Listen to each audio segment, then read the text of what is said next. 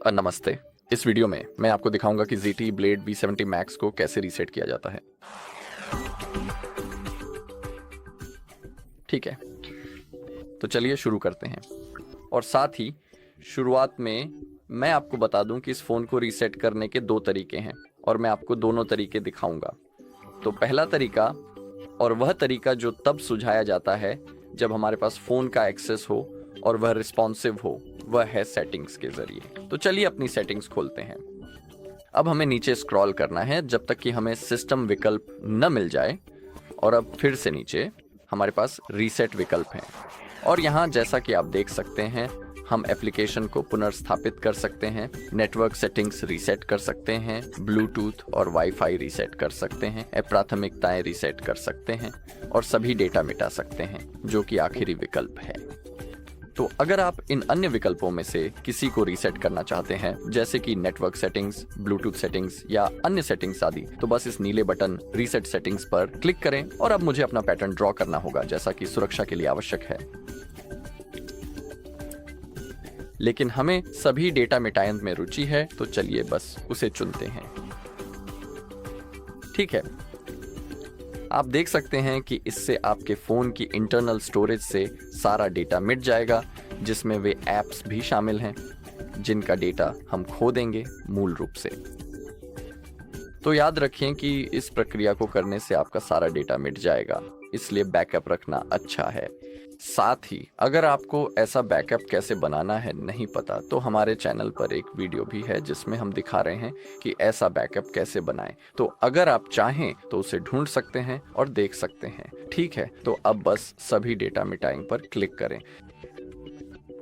अब मुझे अपना पैटर्न ड्रॉ करना है, लेकिन मैं अभी ऐसा नहीं करूंगा क्योंकि मुझे आपको एक और विकल्प दिखाना है। लेकिन आपको बस सभी डेटा मिटाई पर क्लिक करना है और फिर स्क्रीन पर दिए गए निर्देशों का पालन करना है।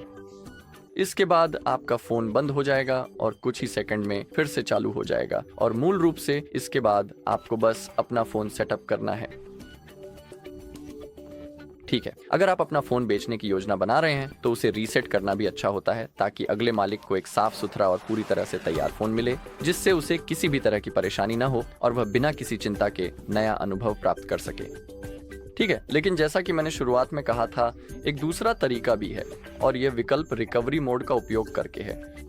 तो उसमें प्रवेश करने के लिए सबसे पहले हम चलिए अपने फ़ोन को पावर ऑफ कर देते हैं ताकि आगे बढ़ सकें।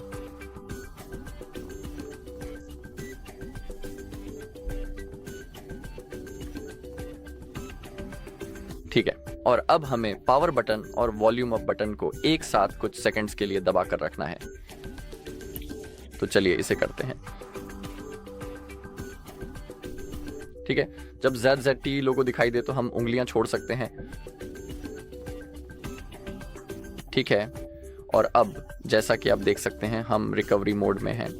और अब वॉल्यूम कीज का उपयोग करके हम इस मेनू में ऊपर नीचे जा सकते हैं इसी तरह।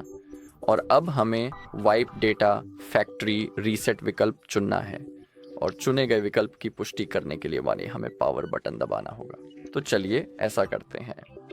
अब फिर से फैक्ट्री डेटा रीसेट चुनें, और यह भी याद रखें कि इस प्रक्रिया को करने से आपका सारा डेटा मिट जाएगा, तो इसे ध्यान में रखें और याद रखें।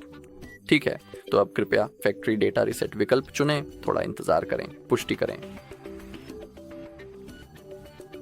ठीक है, आप स्क्रीन के नीचे देख सकते हैं कि डेटा वाइप पूरा हो गया है। अब रीबूट सिस्टम नाउ चुनें, पावर बटन दबाकर पुष्टि करें, और पहले तरीके की तरह अब आपको बस अपने फ़ोन को सेटअप करना है। ठीक है, इस वीडियो में बस इतना ही। देखने के लिए आप सभी का धन्यवाद। अगर आपको ये वीडियो मददगार लगी हो तो कृपया लाइक करें, कमेंट करें और सब्सक्राइब करें।